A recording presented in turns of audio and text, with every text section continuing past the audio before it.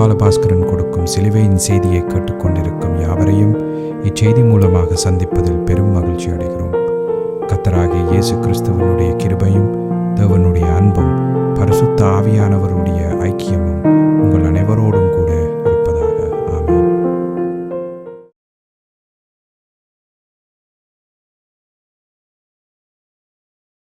நான் இவாஞ்சலிஸ்ட் போல் பாலபாஸ்கரன். சிலுவையின் செய்தி என்ற இந்த நிகழ்ச்சியில் என் சகோதரர்கள், என் சகோதரிகள், என் நண்பர்கள் எல்லோரையும் மறுபடியும் சந்திப்பதில் நான் பெரும் மகிழ்ச்சி அடைகிறேன். இந்த அருமையான நேரத்தை கர்த்தராகிய இயேசு கிறிஸ்து எங்களுக்கு ஒதுக்கி தந்திருக்கிறார். இந்த நேரத்தில் கர்த்தருடைய வேத வார்த்தைகளை உங்களோடு பகிர்ந்து கொள்வது எனக்கு மிகுந்த சந்தோஷத்தை அளிக்கிறது என்பதை நீங்கள் அறிந்து கொள்ள வேண்டும். கர்த்தருடைய வார்த்தை என சொல்லப்படும் பொழுது அது எந்த காலத்திலும் சிலுவையில் அறையப்பட்ட இயேசு கிறிஸ்துவையே பிரகடனப்படுத்துகிறதொன்ற உண்மையை நாம் ஒவ்வொருவரும் தெளிவாக அறிந்திருக்க வேண்டும்.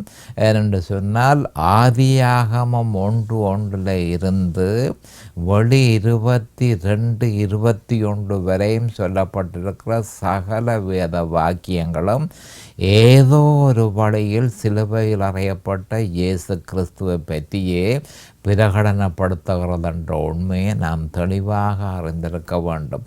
ஆனபடியால் தான் பவுல் அப்போஸ்தலர் நாங்களோ சிலுவையில் அறையப்பட்ட கிறிஸ்துவை பிரசங்கிக்கிறோம் என்று சொல்லியிருந்தார். அப்போ சிலுவையில் அறையப்பட்ட கிறிஸ்து தான் சுவிசேஷம் என்பதையும், சிலுவையில் அறையப்பட்ட கிறிஸ்து தான் வேத வார்த்தை என்பதையும் நாம் தெளிவாக அறிந்திருக்க வேண்டும். அந்த வார்த்தையினால தான் ஒவ்வொரு மனுஷனும் பிழைப்பான் என்று சொல்லி மத்தேயு 4:4 தெளிவாக சொல்லப்பட்டிருக்கிறது. தெளிவாக நம்முடைய ஆண்டவராகிய இயேசு கிறிஸ்து சாத்தானுக்கு நேரடியாக சொல்லியிருந்தார், மனுஷன் அப்பத்தினால மாத்திரமல்ல தேவனுடைய வாயிலிருந்து புறப்படுகிற ஒவ்வொரு வார்த்தையினாலும் பிழைப்பான் என்று சொல்லியிருந்தார். நாம் இப்பொழுது வேத வாக்கியத்திற்கு போவோம். ரோமர் 8:25 மிக முக்கியமான வேத வாக்கியம். ஏனென்று சொன்னால் இந்த வேத வாக்கியத்தில் தான் நமக்கு ஏதாவது நாம் பெற்றுக்கொள்ள வேணுமா இருந்தால், தேவனிடத்தில் இருந்து நாம் எதனையாவது பெற்றுக்கொள்ள வேணுமா இருந்தால் நாம் அதனை நம்ப வேண்டும். நம்புகிறது ஒரு பக்கம், அடுத்தது அதற்காக நாம் காத்திருக்க வேண்டும் என்றும் சொல்லப்பட்டு கிடக்கு. அப்போ ரோமர் 8:25 நாம் காணாததை நம்பினோமாகில் அது வருகிறதற்கு பொறுமையோடே காத்திருப்போமா என்று சொல்லப்பட்டு கிடக்கு. மறுபடியும் திருப்பி வாசிக்கிறேன். ரோமர் 8:25 நாம் காணாததை நம்பினோமாகில் அது வருகிறதற்கு பொறுமையோடு காத்திருப்போம். இந்த வேத வாக்கியத்துக்கு நான் தெரிந்து கொண்ட தலையங்கம், காணாததை நம்பினால் அது வரும் வரை பொறுமையோடு காத்திருப்போமாக. இப்பொழுது நாம் ஜெபத்திற்கு கடந்து செல்லுவோம். அருமையானங்கள் பிதாவே உமக்கு ஸ்தோத்திரம், பரலோகத்தின் தேவனே உமக்கு ஸ்தோத்திரம். உம்முடைய குமாரன் இயேசு கிறிஸ்துவ பலியாக சிலுவையிலே ஒப்பு கொடுத்து அவருடைய விலையேறப்பெற்ற இரத்தத்தினால் தேவரே நீர் எங்கள் எல்லோரையும் மீட்டு கொண்டதற்காக உமக்கு அன்றைக்கும் ஸ்தோத்திரம். இந்த நேரத்தில் இந்த வேத வார்த்தைகளை கேட்டுக்கொண்டிருக்கிற என் சகோதர சகோதரிகள் நண்பர்கள் எல்லோரையும் தேவரீர் ஆசீர்வதித்து அவர்களுக்கு பிரகாசமான மனக்கண்களை கொடுத்தருள வேணுமென்றும், அவர்களை அபிஷேகித்து உம்முடைய வேத வார்த்தைகளை அறிந்து கொள்ளக்கூடிய பாக்கியத்தை அவர்களுக்கு கொடுத்தருள வேணுமென்றும், அதே நேரம் அடியேனையும் அபிஷேகித்து உம்முடைய வேத வார்த்தைகளை நிதானமாக போதிக்கத்தக்கதாக உம்முடைய பரிசுத்த ஆவியானவர், அவரே போதகரும் அவரே ஆசிரியராகவும் இருக்கிறார், அவரே போதனையை செய்ய வேணுமென்றும் இயேசு கிறிஸ்துவின் நாமத்தினால் கேட்டுக்கொள்கிறேன் பிதாவே. ஆமேன் and amen and amen. Hallelujah, hallelujah, hallelujah, hallelujah. Thank you Jesus, thank you Jesus. Praise the Lord, praise the Lord. அப்போ கடைசியாக நான் உங்களுக்கு சொல்லி கொண்டிருந்தேன். அது என்னென்று சொன்னால், நான் உங்களுக்கு குறிப்பாக அந்த ஆனந்த பாக்கியத்தை பற்றி உங்களுக்கு சொல்லி கொண்டிருந்தேன். வெகு சீக்கிரத்திலே அந்த ஆனந்த பாக்கியத்தை நாம் கிறிஸ்தவர்களாகிய நாம் அந்த ஆனந்த பாக்கியத்துக்காக காத்திருக்க வேணும். அந்த ஆனந்த பாக்கியத்தை நாங்கள் பெற்றுக்கொள்ளுவோம் என்று விசுவாசிக்க வேணும். அப்படி விசுவாசித்து நம்பினது உண்மையாக இருந்தால் அது வரும் வரையும் நாம் அதற்காக பொறுமையோடு காத்திருக்க வேணும் என்று நான் உங்களுக்கு சொல்லியிருந்தேன். அது என்ன அந்த ஆனந்த பாக்கியம்? அந்த ஆனந்த பாக்கியம் என்னென்று சொன்னால், சாவுக்கேதுவாகிய இது சாவாமையும் அழிவுக்கேதுவாகிய இது அழியாமையும் பெற்றுக்கொள்ள வேண்டும். அப்பொழுது மரணம் ஜெயமாக விழுங்கப்பட்டது என்று சொன்ன வார்த்தை நிறைவேறும் என்று சொல்லி நாங்கள் ஏற்கனவே பார்த்திருக்கிறோம். அப்போ நாம் அறிய வேண்டியது என்ன அது என்று சொன்னால், ரட்சிக்கப்பட்டு கிறிஸ்தவர்களாகிய நாம் ரட்சிக்கப்பட்டு ஆவிக்குரிய முழு பலன்களை பெறவில்லை. ஆவிக்குரிய பலன்களை அச்சாரமாக, சில பலன்களை அச்சாரமாக நாம் பெற்றிருக்கிறோமே தவிர முழு பலன்களையும் நாம் பெறவில்லை. அப்போ முழு பலன்களை நாம் பெற வேணுமா இருந்தால் தேவனுடைய வார்த்தை என்ன சொல்கிறது? 1 கொரிந்தியர் 15:51 54 வரையும் சொல்லப்பட்டிருக்கிற வேத வாக்கியத்தை நாம் நம்ப வேணும். அதுதான் ஆனந்த பாக்கியம், அதுதான் உயிர்த்தெழுதல், அதுதான் இழுத்து கொள்ளுதல். நம்முடைய ஆண்டவராகிய இயேசு கிறிஸ்து வானத்திலே இருந்து, பரலோகத்திலே இருந்து இந்த பூமிக்கு அவர் வரவில்லை. பூமிக்கு அண்மையில் வந்திருந்து தன்னுடையவர்கள் எல்லாரையும் இழுத்து கொண்டு அவர் போகிறார். அதுதான் ஆனந்த பாக்கியம். ஆண்டவராகிய இயேசு கிறிஸ்துவோடு சேர்ந்து கொள்கிறது. அதைவிட பாக்கியம் என்னவாக இருக்க முடியும்? அந்த ஆனந்த பாக்கியத்தை பற்றி தீத்து 2:13 சொல்லப்பட்டு கிடக்கு. 8:25 அது நிச்சயமாய் நடைபெறும் என்று, ரோமர் 8:25 நிச்சயமாக நடைபெறும் என்றும் சொல்லப்பட்டிருக்கிறது. அப்போ நான் சொல்லுகிறது என்ன மாதிரி என்று சொன்னால், இது வெகு சீக்கிரத்தில் இது நடக்கப்போ உலகம் எங்கும் இப்பொழுது கிறிஸ்தவர்கள் அடுத்து நடக்க போகிற இந்த சம்பவத்துக்காக அவர்கள் எந்த நேரமும் ஆண்டவராகிய இயேசு கிறிஸ்துவின் வருகைக்காக எதிர்பார்த்து கொண்டிருக்கிறார்கள். அவர்களை தயார் பண்ணுறதற்கு ஏதுவாக இப்பொழுது சிலுவையின் செய்தி உலகமெங்கும் பரவி கொண்டு வருகிறது. உலகமெங்கும் அநேகமான சபைகளில் வேறொரு இயேசு பிரசங்கிக்கப்படுகிறபடினாலும் வேறொரு ஆவி அவர்களை அநேகமான கிறிஸ்தவர்களை ஆக்கிரமித்திருக்கிறதுனாலும் வேறொரு சுவிசேஷம் அநேகமான சபைகளில் பிரசங்கிக்கப்படுகிறதுனாலும் அநேகமான கிறிஸ்தவர்கள் சுத்தமில்லை, அசுத்தமாக அவர்கள் இருக்கிறார்கள். அப்போ அவர்களை சுத்தப்படுத்தி அவர்களை முற்றும் முழுதுமாக இயேசு கிறிஸ்துவனுடைய இரத்தத்தினால அவர்களை கழுவி வரப்போகிற ஆண்டவராகிய இயேசு கிறிஸ்துவனுடைய கையிலே ஒப்படைக்கிறதற்கு பரிசுத்த ஆவியானவர் தயார் பண்ணி கொண்டிருக்கிறார். சிலுவையின் செய்தி கடல் போல இப்போ பரவி கொண்டு வருகிறது. இந்த நேரத்தை பயன்படுத்தி கிறிஸ்தவர்கள் அதை பயன்படுத்தி வரப்போகிற உயிர்த்தெழுதலுக்குள்ள அவர்கள் பங்கு பற்ற வேண்டும். இதுவே தேவனுடைய எதிர்பார்ப்பாக இருக்கிறது என்றதை நாம் அறிந்து கொள்வோம். அப்போ நாம் தேவனுடைய பிள்ளைகளும் தேவனுடைய சுதந்திரர்களுமாக இருக்கிறபடியினால அதை நாம் நிச்சயமாக பெற்றுக்கொள்வோம் என்று சொல்லி நாம் நம்ப வேண்டும். நம்பினால் அதுக்கு பொறுமையோடு காத்திருக்க வேண்டும் என்று வேத வாக்கியம் சொல்கிறது. அப்போ பொறுமையோடு நாம் காத்திருக்க வேணும். பொறுமை இருதயத்துக்கு சந்தோஷத்தை ஏற்படுத்துகிறது. ஆனால் உலகத்திற்கோ பொறுமை வேதனையாக இருக்கிறது. எப்படி இருக்க, பொறுமையை நாம் உறுதியாக பெறும் பொருட்டு பல்வேறு சோதனைகளுக்குள் இப்பொழுது நாம் பழக்கப்படுகிறோம். கவனமாக கேட்டுக்கொள்ளுங்கள். அநேகமான சோதனைகள் நமக்கு வருகின்றது. இந்த சோதனைகளுடைய உண்மையான நோக்கம் என்ன மாதிரி என்று சொன்னால், அதாவது வரப்போகிற அந்த நன்மையை நாம் அனுபவிக்கிறதற்கு நாம் பொறுமையாக இருக்க வேண்டும். அப்போ அந்த நீடிய பொறுமையை நமக்கு கொடுப்பதற்காக பல்வேறு விதமான சோதனைகளுக்குள் நாம் பழக்கப்படுத்தப்படுகிறோம் என்ற உண்மையை நாம் தெளிவாக அறிந்திருக்க வேண்டும். அப்போஸ்தலர் ரோமர் 5:1-4 இது பற்றி தெளிவாக சொல்லப்பட்டிருக்கிறது.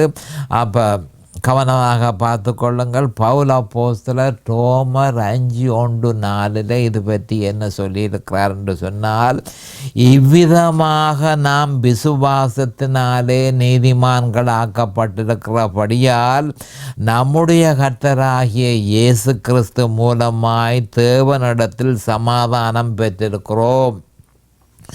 அவர் மூலமாய் நாம் இந்த கிருபையில் பிரவேசிக்கும் சிலாக்கியத்தை விசுவாசத்தினால் பெற்று நிலை கொண்டிருந்து தேவ மகிமையை அடைவோம் என்ற நம்பிக்கையினாலே மேன்மை பாராட்டுகிறோம்.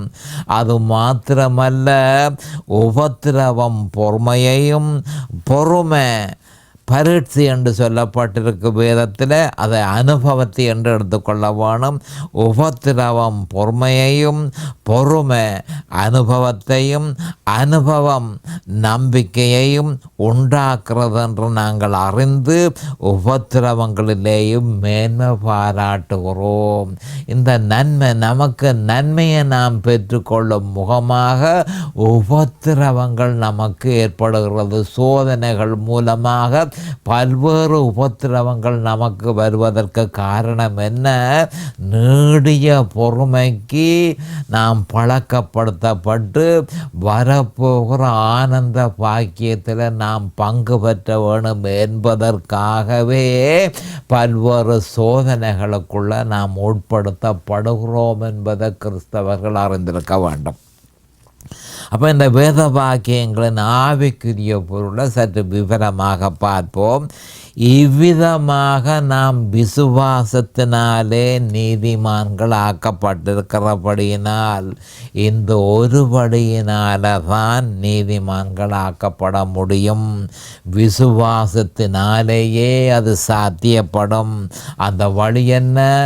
இயேசு கிறிஸ்துவையும் அவர் சிலுவையில் நிறைவேற்றியதை முற்று முழுதுமாக விசுவாசித்து அந்த விசுவாசத்தில் நிலைத்திருப்பதே ஆகும் என்பதை நாம் அறிந்து கொள்ள வேண்டும். இவ்விதமாக நாம் விசுவாசத்தினாலே நீதிமான்களாக்கப்பட்டிருக்கிறபடியால் நாம் கர்த்தராகிய இயேசு கிறிஸ்து மூலமாய், அதனுடைய அர்த்தம் என்ன?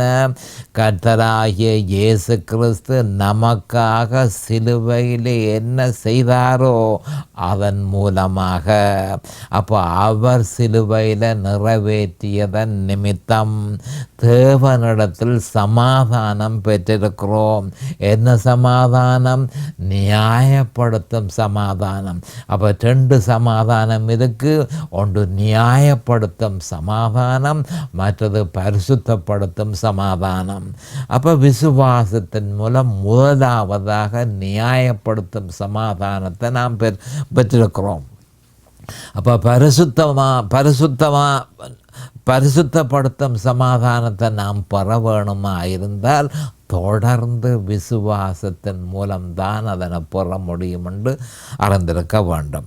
அடுத்ததாக, அவர் மூலமாய் இந்த கிருபையில் பிரவேசிக்கும் சிலாக்கியத்தை விசுவாசத்தினால் பெற்று நாம் கிறிஸ்துவின் மேலுள்ள விசுவாசத்தின் மூலமாக தேவனுடைய நன்மைகளை பெற்றுக்கொள்ளும் சிலாக்கியத்தை பெற்றிருக்கிறோம்.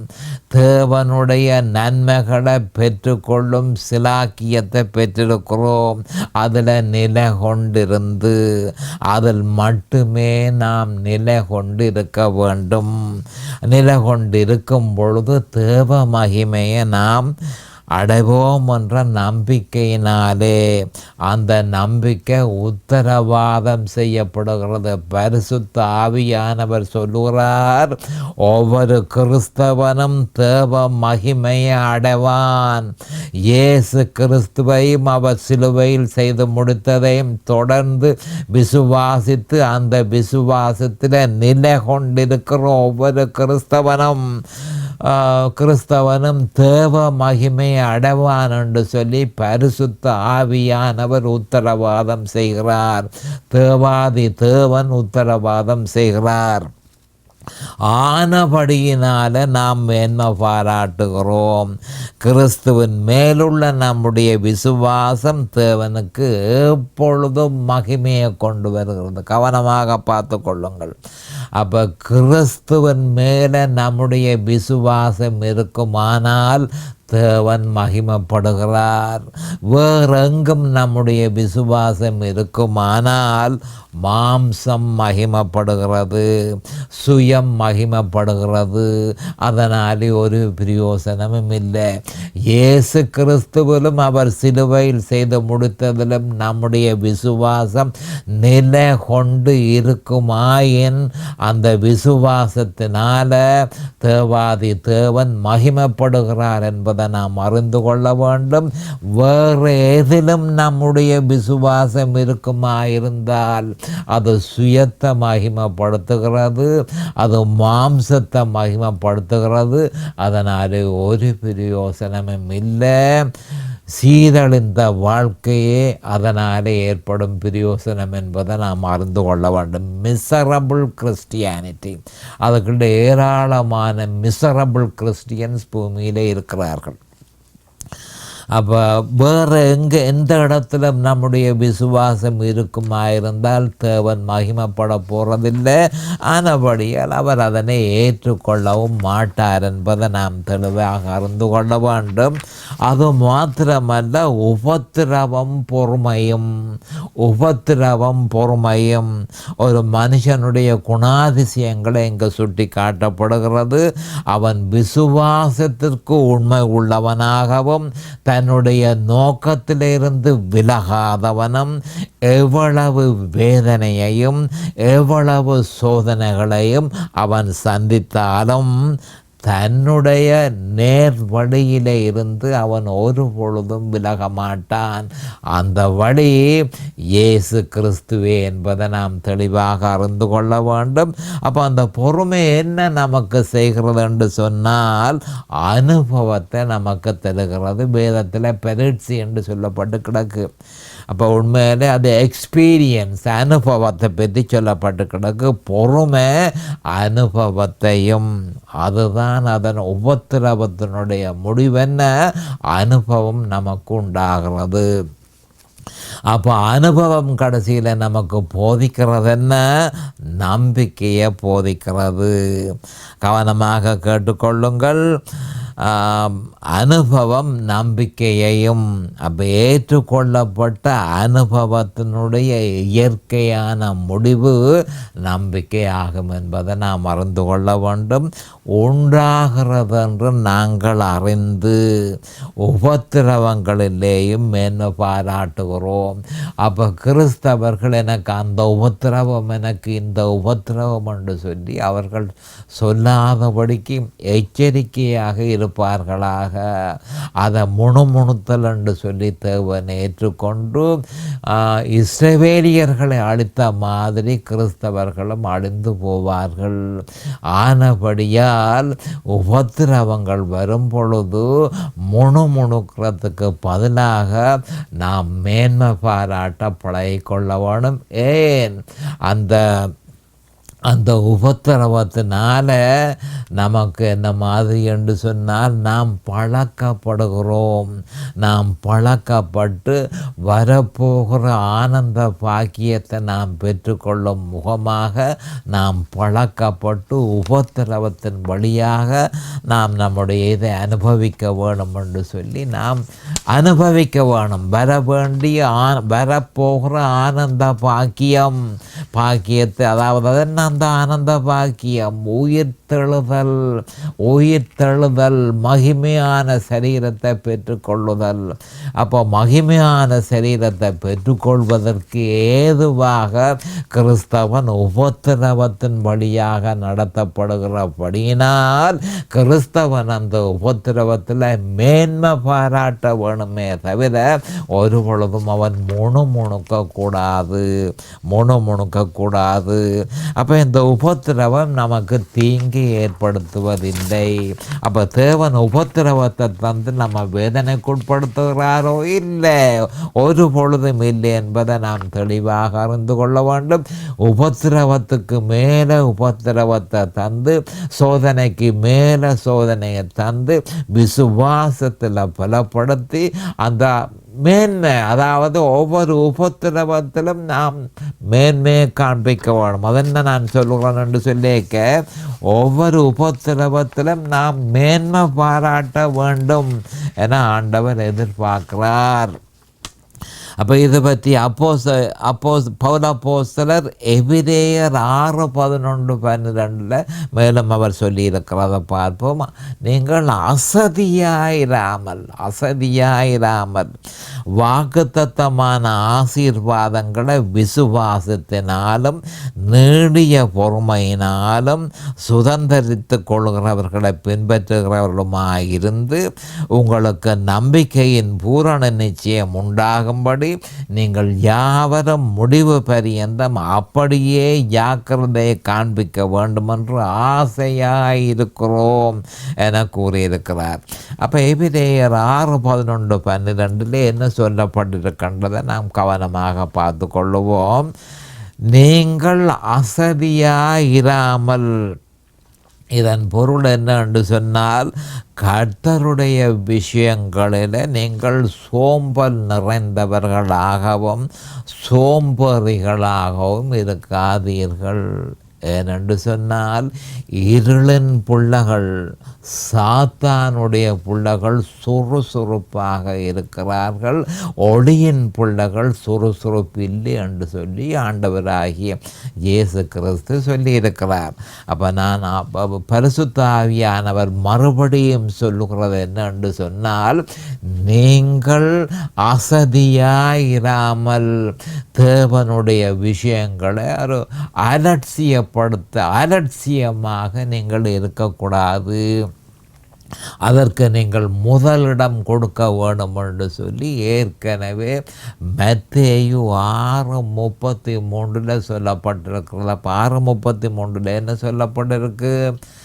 முதலாவதாக தேவனுடைய ராஜ்யத்தையும் அவருடைய நீதியையும் தேடுங்கள், அப்பொழுது இவைகளெல்லாம் உங்களுக்கு கூட கொடுக்கப்படும். மறுபடியும் சொல்லுகிறேன், மத்தேயு 6:33 அருமையான வாக்குத்தத்தம் சொல்லப்பட்டிருக்கு. முதலாவதாக தேவனுடைய ராஜ்யத்தையும் அவருடைய நீதியையும் தேடுங்கள், அப்பொழுது இவைகளெல்லாம் உங்களுக்கு கூட கொடுக்கப்படும் என்று சொல்லி வாக்குத்தத்தமாக மத்தேயு 6:33 சொல்லப்பட்டு கிடக்கு. ஆனபடியால் அதென்ன அதனுடைய அர்த்தம் என்று சொன்னால், முதலாவதாக தேவனுடைய ராஜ்யம். தேவனுடைய ராஜ்யம் தேவனுடைய ராஜ்யம் என்றால் என்ன? ஆண்டவராகிய இயேசு கிறிஸ்து தான் தேவனுடைய ராஜ்யம். முதலாவது தேவனுடைய ராஜ்யத்தையும் அவருடைய நீதியையும். அதனுடைய அர்த்தம் என்ன? அவர் சிலுவையில் நிறைவேற்றியதையும். அப்போ நாங்கள் என்னத்தை அறிந்திருக்க வேணுமா? தேவனுடைய ராஜ்யம் இயேசு கிறிஸ்துவையும் அவர் சிலுவையில் செய்து முடித்ததையும் அவருடைய நீதியையும் நாம் அறிந்திருக்க வேண்டும். முதலாவதாக தேவனுடைய ராஜ்யத்தையும் அவருடைய நீதியையும் தேடுங்கள், அப்பொழுது இவைகளெல்லாம் உங்களுக்கு கூட கொடுக்கப்படும் என்று ஏற்கனவே நம்முடைய ஆண்டவராகிய இயேசு கிறிஸ்து தெளிவாக சொல்லியிருக்கிறார். அப்போ கிறிஸ்தவர்கள் தங்களோட வாழ்க்கையில் முதலாவதாக இயேசு கிறிஸ்துவையும் அவர் சிலுவையில் நிறைவேற்றியதையும் அறிந்து அதை விசுவாசித்து அந்த விசுவாசத்தில் நிலைத்திருக்க வேண்டும் என்பதே தேவனுடைய ஏற்பாடாக இருக்கிறது. மத்தேயு 6:33 இப்போ எபிரேயர் 6:11-12 சொல்லப்பட்டிருக்கு, நீங்கள் அசதியாயிராமல். அப்போ என்ன மாதிரி என்று சொன்னால் சோம்பேறிகளாக நீங்கள் இருக்காதீர்கள். கர்த்தருடைய விஷயங்களில் நீங்கள் கவலையீனமாய் இருக்காதீர்கள். அப்போ சோம்பல் நிறைந்தவர்களாகவும் சோம்பேறிகளாகவும் நீங்கள் இருக்காதீர்கள். வாக்குத்தத்தமான ஆசீர்வாதங்களை விசுவாசத்தினாலும் நீடிய பொறுமையினாலும் சுதந்திரித்து கொள்ளுகிறவர்களை பின்பற்றுகிறவர்களுமாயிருந்து. அப்போ இது பழைய ஏற்பாட்டில் சொல்லப்பட்ட விசுவாசத்தை குறிக்கப்படுகிறது. பழைய ஏற்பாட்டில் ஆபிரகாம் என்ன மாதிரி விசுவாசித்து தேவனிடத்தில் இருந்து அவன் எப்படி தனக்கு தேவையானது எல்லாவற்றையும் பெற்றுக்கொண்டான் என்றதை நீங்கள் அறிந்து கொள்ள வேணும். என்னென்று சொன்னால் ஆதியாகமம் 15:6 சொல்லப்பட்டிருக்கு, அவன் கர்த்தரை விசுவாசித்தான், அதை அவனுக்கு நீதியாக அவர் எண்ணினார் என்று சொல்லப்பட்டு கிடக்கு. அப்போ அந்த விசுவாசத்தை பற்றி தான் சொல்லப்பட்டு கிடக்கு. சுதந்தரித்து கொள்ளுகிறவர்களை பின்பற்றுகிறவர்களுமாயிருந்து ஆபிரகாம் அதை நிச்சயமாய் சுதந்தரித்து கொள்ளுவான். ஏனென்று சொன்னால் அது அவனுக்கு வாக்குத்தத்தமாக கொடுக்கப்பட்டிருக்கிறது. அப்போ பழைய ஏற்பாட்டில் சொல்லப்பட்ட விசுவாசத்தை பற்றி இங்கே குறிப்பிடுகிறது. அப்போ அசதியாயிராமல் பழைய ஏற்பாட்டில் விசுவாசத்தின் மூலம் என்ன மாதிரி வாக்குத்தத்தங்களை பெற்றுக்கொண்டார்களோ அவர்கள் மாதிரி நீங்களும் பெற்றுக்கொள்ள வேணும் என்று சொல்லி பரிசுத்த ஆவியானவர் சொல்லுகிறார். அப்போ உங்களுக்கு நம்பிக்கையின் பூரண நிச்சயம் உண்டாகும்படி நீங்கள் யாவரும் முடிவு பரியந்தம் அப்படியே ஜாக்கிரதையை காண்பிக்க வேண்டும் என்று ஆசையாய் இருக்கிறோம். முடிவு பரியந்தம் இயேசு கிறிஸ்துவை ஏற்றுக்கொண்டு இந்த பூலோகத்தில் இருக்கின்றனையும் அந்த விசுவாசத்தில் உறுதியாக இருந்து ஜாக்கிரதையாக இருந்து நாம் எல்லாவற்றையும் சுதந்தரித்து கொள்ள வேணும் என்று சொல்லி பரிசுத்த ஆவியானவர் எதிர்பார்க்கிறார். ஆனபடியால் நீங்கள் சோர்ந்து போகாமல் ஒரு பொழுதும் செய்ய வேண்டியது ஒன்றை நிப்பாட்டி போடாமல் தொடர்ந்து போங்கள். அப்போ நம்முடைய நீடிய பொறுமையான எதிர்பார்ப்பு நமக்கு அளப்பரிய மகிழ்ச்சியை கொடுக்கிறது என்பதை நாம் தெளிவாக அறிந்து கொள்ள வேண்டும்.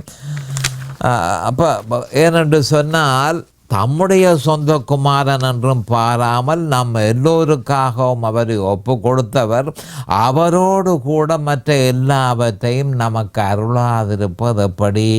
ரோமர் 8:32 என பவுல் அப்போஸ்தலர் மூலம் பரிசுத்த ஆவியானவர் கிறிஸ்தவர்களை தெளிவான சிந்தனைக்கு இழுத்திருக்கிறார். நேரம் சமீபமாகிவிட்டது. அடுத்த செய்தியில் நான் உங்களை சந்திக்கும் வரை கர்த்தராகிய இயேசு கிறிஸ்துவின் நாமத்தினால் நான் உங்களை ஆசீர்வதிக்கிறேன். அவருடைய கிருபையும் இரக்கம் உங்களுக்கு தாராளமாக கிடைப்பதாக. இயேசுவின் நாமத்தில் பரிசுத்த பிதாவே, ஆமேன். இந்த சிலுவையின் செய்தியை கேட்பவர்கள் அதன் ஆவிக்குரிய பலனை பூரணமாக அடைய வேண்டும் என்பதே நம்முடைய பிரார்த்தனையாகும். தொலைபேசி மூலம் தொடர்பு கொள்ள விரும்புவோர் 647-465-1224 மூலமும், இமெயில் மூலம் தொடர்பு கொள்ள விரும்புவோர் paulbalabhaskaran@gmail.com மூலமும் தொடர்பு கொள்ளலாம்.